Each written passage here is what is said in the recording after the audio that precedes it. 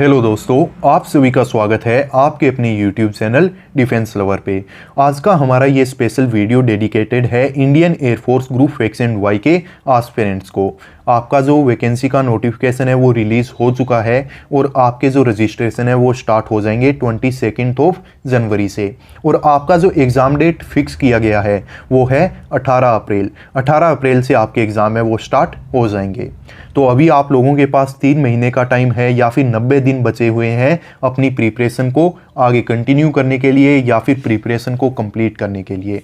तो इन 3 मंथ के टाइम को कैसे यूटिलाइज किया जाए, अच्छे से इन्वेस्ट किया जाए ताकि आपकी जो प्रिपरेशन है वो बिल्कुल अच्छे से हो जाए और आप फाइनली इंडियन एयरफोर्स को एज एन एयरमैन ज्वाइन कर लो। अब काफ़ी सारे कैंडिडेट ऐसे हैं जिन्होंने बिल्कुल भी मतलब सीरियस टाइम या फिर पर्टिकुलर डेडिकेटेड टाइम है वो ग्रुप एक्स एंड वाई की प्रिपरेशन को नहीं दिया है और अभी से वो अपनी स्टडी को कंटिन्यू करना चाहते हैं। तो कोई प्रॉब्लम नहीं है गाइज, बिल्कुल अप्रोप्रिएट टाइम है, अभी ज़्यादा देर नहीं हुई है। अभी से अगर आप अपनी प्रिपरेशन को स्टार्ट करते हो, जो मैं स्ट्रेटेजी आपको बता रहा हूँ उसको फॉलो करोगे तो आपका सिलेबस अच्छे से कवर होगा, रिवीजन भी होगा, प्रैक्टिस भी होगी और अच्छे मार्क्स के साथ आप अपने एग्ज़ाम को भी क्वालिफाई कर लोगे।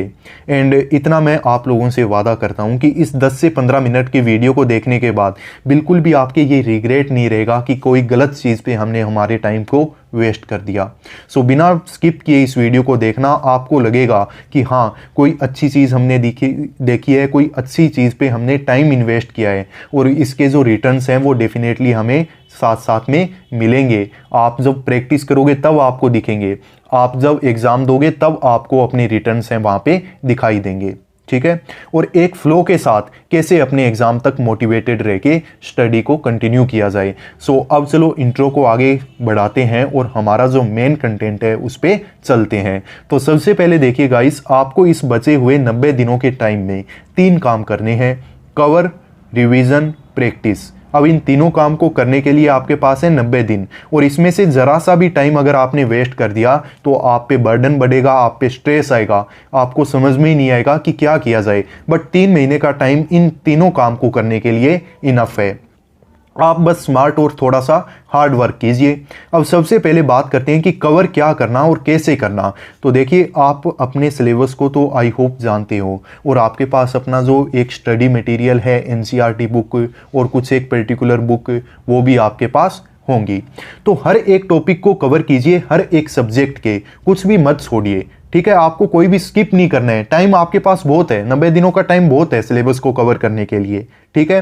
अब बात यह है कि चलो हर एक टॉपिक को कर तो लेंगे बट मोस्ट ऑफ कैंडिडेट एक छोटी सी गलती करते हैं। जैसे मान लीजिए कि मैं फिजिक्स का चैप्टर कर रहा हूँ, इलेक्ट्रोमैग्नेट का चैप्टर था, पूरा कवर किया, आखिर में आते आते वहाँ पे इलेक्ट्रिक मोटर आ गई और मैं थोड़ा बोर हो गया और सोचा कि चलो आगे जब कवर मतलब रिवीजन करने का टाइम आएगा तब इस टॉपिक को कवर कर लेंगे।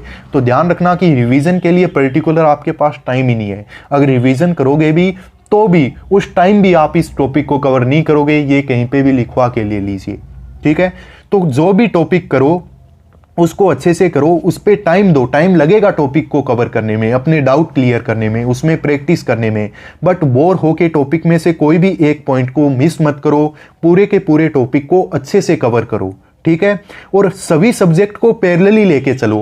अब आप ये नहीं कर सकते इस बचे हुए टाइम में कि पहले हम तो फिजिक्स करेंगे फिर मैथमेटिक्स और आखिर में इंग्लिश। अगर ऐसे करोगे तो ध्यान रखना जब इंग्लिश की बारी आएगी ना तब बहुत बड़ा एक बर्डन हो जाएगा आपके ऊपर और इंग्लिश के साथ साथ फिर आपका मन करेगा कि इनको यार थोड़ा प्रैक्टिस और कर लें फिजिक्स और मैथमेटिक्स को, तो डिसबैलेंस बनेगा। और जब तक एक बैलेंस स्टडी नहीं होगी आपकी तब तक आपका एग्जाम है वो क्वालिफाई नहीं होगा। और इंग्लिश के लिए तो मैं आपको बता दूं कि हमने जो वोकेबलरी सीरीज स्टार्ट कर रखी है जिसके 24 एपिसोड हो चुके हैं, इसको विजिट करो। आपकी इंग्लिश की जो वोकेबलरी है जो लगभग 7 से 8 नंबर की होती है, उसमें एक भी क्वेश्चन, मैं इतना गारंटी के साथ कह सकता हूं कि इस वीडियो सीरीज के बाहर एक भी क्वेश्चन है वो नहीं आएगा। तो इन वीडियोस को अगर आप देखना चाहो, मैं कहूँ देखना ही चाहिए अगर आप एक सीरियस एस्पिरेंट हो तो इस वीडियो प्लेलिस्ट का लिंक आपको वीडियो के डिस्क्रिप्शन बॉक्स में मिल जाएगा।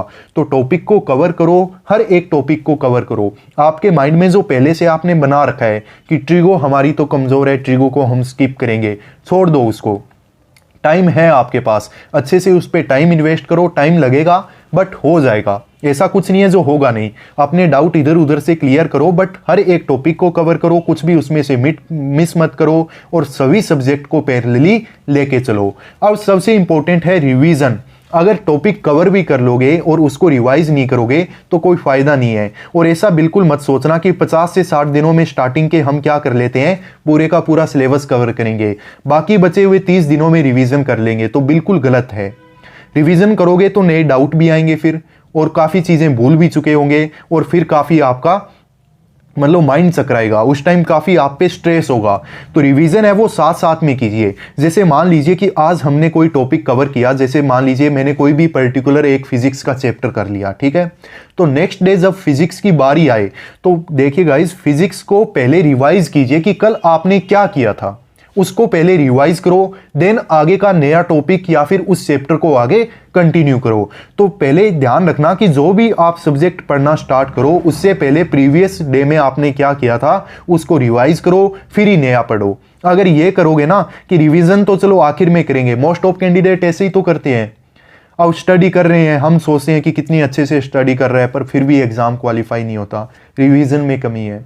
रिवीजन को अभी आपको साथ साथ में ही करना होगा, क्योंकि अब आपके पास वैसा टाइम ही नहीं है कि पहले 60 दिनों में मतलब पूरा टॉपिक कवर करो फिर रिवीजन करो। आखिर के जो 30 दिन है फिर वहाँ पे आप पे स्ट्रेस बनेगा, आपको लगेगा फिजिक्स भी करना है रिवाइज, मैथमेटिक्स भी करना है, इंग्लिश भी करना है। साथ साथ में अगर रिवीजन होता रहेगा ना, देन चीज़ें हैं वो बिल्कुल फ्लो में चलेगी, आपको कॉन्फिडेंस मिलेगा कि हाँ यार इतना तो हम कवर कर ही चुके हैं, ये क्या है, ट्रिगो तो अब हो जाएगी, ठीक है, हमने तो ऑलरेडी पहले कवर ही कर रखा है। तो रिवीजन ध्यान रखना कि कोई भी नया चीज पढ़ने से पहले पुरानी चीजों को रिवाइज करो टाइम टू टाइम। इसके अलावा तीसरी चीज है प्रैक्टिस। जो भी टॉपिक कवर हो उसके एनसीईआरटी क्वेश्चन करो, आपके पास जो स्पेशल बुक है उससे उसके क्वेश्चन करो, ऑनलाइन जो मॉक टेस्ट है उनको बाय करो, वहां से प्रैक्टिस करो, ज्यादा से ज्यादा प्रैक्टिस करो। एंड कोई भी टॉपिक कवर होने के बाद जस्ट उसकी जरूर प्रैक्टिस करो। अब इस प्रैक्टिस का आपको क्या बेनिफिट मिलेगा, आपने सुना होगा कि प्रैक्टिस मेक्स परफेक्ट। प्रैक्टिस है वो परफेक्ट बनाती है। कैसे बनाती है, प्रैक्टिस करोगे तो आपको पता चलेगा कि आपके डाउट क्या हैं।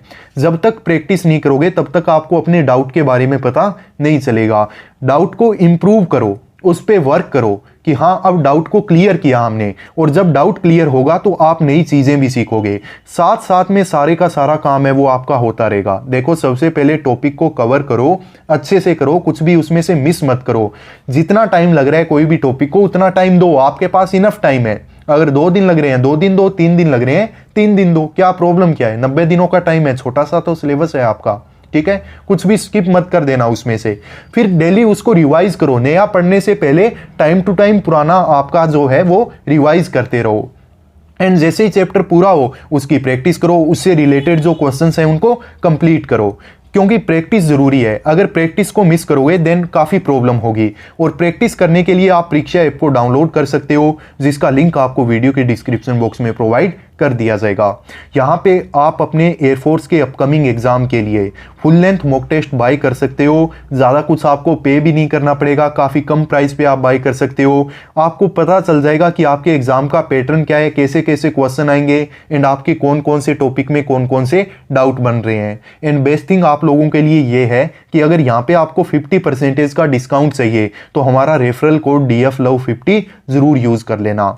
अब देखिए कि अब अपनी प्रिपरेशन को स्टार्ट कैसे करें, कि सर आपने ये तो बता दिया कि कवर करना है, रिवाइज करना है, प्रैक्टिस करना है, बट बात ही तो ये है कि यार स्टडी कंटिन्यू नहीं कर पा रहे हैं, करेंगे कैसे। तो देखो हाउ टू स्टार्ट। देखो स्टार्ट करने का बिल्कुल अप्रोप्रिएट टाइम वो है जो अभी आपके पास है। तो अभी से अपनी जो प्रिपरेशन है उसको स्टार्ट करो। अब स्टार्ट करना कैसे है, ठीक है, मोटिवेट होके ऐसे मतलब जोश में आके स्टार्ट मत करना, थोड़ा होश रखना।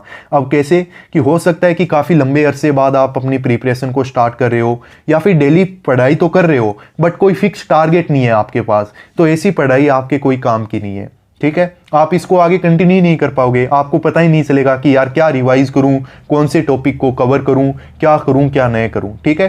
तो अपना एक यार पहले टारगेट फिक्स करो, आज से पढ़ाई स्टार्ट करो और अपने छोटे छोटे टारगेट फिक्स करो। ऐसे नहीं है कि आज तो यार मैथमेटिक्स के 3 एक्सरसाइज कंप्लीट करूंगा, 3 चैप्टर कंप्लीट करूंगा, ये करूंगा वो करूंगा, नहीं। हर एक सब्जेक्ट को आपको थोड़ा थोड़ा पैरेलल साथ में लेके चलना है, उसे रिवाइज करना है। तो छोटे छोटे प्यारे प्यारे टारगेट बनाओ। जैसे आपको अपनी स्ट्रेंथ पता है कि मैं एक दिन में एक फिजिक्स का चैप्टर कंप्लीट कर सकता हूं, तो आप टारगेट क्या बनाओ कि आज मुझे ओनली हाफ चैप्टर करना है। ठीक है, स्टार्टिंग में आपको अपना हाफ चैप्टर कंप्लीट करना है, पहले के दिन का रिवाइज करना है, प्लस थोड़े बहुत आपको क्वेश्चन करने हैं। तो छोटे छोटे टारगेट बनाओ जो आप काफी कम एफर्ट में इजीली अचीव कर सकते हो। टाइम के साथ आपको पता चलेगा कि जब टारगेट अचीव होते हैं ना, तो जो मन में एक खुशी मिलती है, ठीक है, जो एक मजा होता है उसका, वो अलग ही है। ठीक है, तो खुद आप मोटिवेट होगे, आपकी स्टडी में फ्लो बनेगा, डिसकंटिन्यूटी नहीं रहेगी। छोटे छोटे टारगेट कब बड़े हो जाएंगे आपको पता ही नहीं चलेगा। आप अच्छे से अपने पूरे सिलेबस को कवर कर दोगे, बिल्कुल एकदम उड़ा के रख दोगे। ठीक है, तो छोटे छोटे अपने टारगेट से स्टार्ट करो। पहले दिन खुद पे मतलब अत्याचार मत करना यार प्लीज। ठीक है, बर्डन मत डालना, बस प्यार से छोटे छोटे टारगेट रखो, उनको अचीव करो। अब बात यह है कि सर कितने घंटे पढ़ें, देखो वो आपको पता है कि आपको कितना घंटा पढ़ना चाहिए। ठीक है, बट मैं आपको बताता हूं कि ऑन एंड एवरेज जो मेरे जैसा अगर एक स्टूडेंट है, ठीक है, जैसा मैं हूं, मैं एवरेज स्टूडेंट हूं। ठीक है, मुझे अपना बेस पता है, मेरा लेवल पता है कि मेरी प्रिपरेशन कैसी है। ठीक है, तो मैं अगर इस स्ट्रेटेजी में मतलब 5 घंटे पढ़ूँ, अब 5 घंटे कैसे पढ़ूंगा कि मैं 2.5 आवर का लगभग टाइम दूंगा, 2 आवर का टाइम दूंगा किसको, मान लीजिए मैथमेटिक्स को, 2 आवर्स का मैं टाइम देता हूं मान लीजिए फिजिक्स को, और 1 आवर का टाइम मान लीजिए मैंने दे दिया इंग्लिश को। तो मुझे पता है कि मेरा लेवल कैसा है। ठीक है, तो आप अपने लेवल को देखो। बट जो एक एवरेज कैंडिडेट होता है वो अगर 6 घंटे या फिर 5 घंटे कंटिन्यूसली पढ़ता है, ठीक है, ऐसे नहीं कि एक दिन तो 10 घंटे पढ़ लिए, 2 दिन का गैप आ गया, ज़्यादातर कैंडिडेट ऐसे ही करते हैं। बट एक फ्लो के साथ छोटे छोटे टारगेट को अचीव करते हुए आप 5 या 6 घंटे की स्टडी को अगर डेली कंटिन्यू करते हो, देन आप अपना पूरे का पूरा सिलेबस अपने एग्जाम से पहले अच्छे से कवर कर सकते हो। विद रिवीजन, विद प्रैक्टिस, आपको लास्ट का जो टाइम होगा उसमें नो टेंशन। जब बाकी कैंडिडेट ये सोच रहे होंगे कि हमें रिवाइज करना है, हमें प्रैक्टिस करना है, हमें मॉक टेस्ट करने हैं, उस टाइम तक आपकी प्रिपरेशन है वो नेक्स्ट लेवल पे जा चुकी होगी। आपको एग्जाम की कोई भी टेंशन है वो नहीं रहेगी। तो ये स्ट्रेटेजी थी, मैंने ट्राई किया है कि बिल्कुल बेस्ट वे में आप लोगों के लिए एक्सप्लेन किया जाए, क्योंकि ये बेस्ट है और मैंने अपना बेस्ट देने की ट्राई किया है। तो ये कैसा लगा आपको वीडियो, ज़रूर फीडबैक दो हमें। एंड इस वीडियो को बिल्कुल आखिर तक देखने के लिए थैंक्स। एंड आप सभी लोगों को आपके ब्राइट फ्यूचर के लिए all the best. And definitely guys, trust me, अगर इस स्ट्रेटेजी से ऐसे अभी पढ़ोगे तो यही आपके लिए बेस्ट है। अगर इसके अलावा ज़्यादा कुछ मतलब आप करोगे देन हो सकता है कि आपको काफ़ी प्रॉब्लम हो जाए। बट इस स्ट्रेटेजी को फॉलो करो, रिजल्ट आपको मिलेंगे। और इंग्लिश वोकेबलरी सीरीज़ का ये जो वीडियो हम आप लोगों के लिए अपलोड करते हैं, एक बार ज़रूर देखो इसे। इसमें से मतलब जो वोकेबलरी है वो इससे बाहर कहीं नहीं जाएगी। बाकी चलो नेक्स्ट वीडियो में मैं मिलता हूँ, तब तक के लिए बाय, वंदे मातरम, जय हिंद।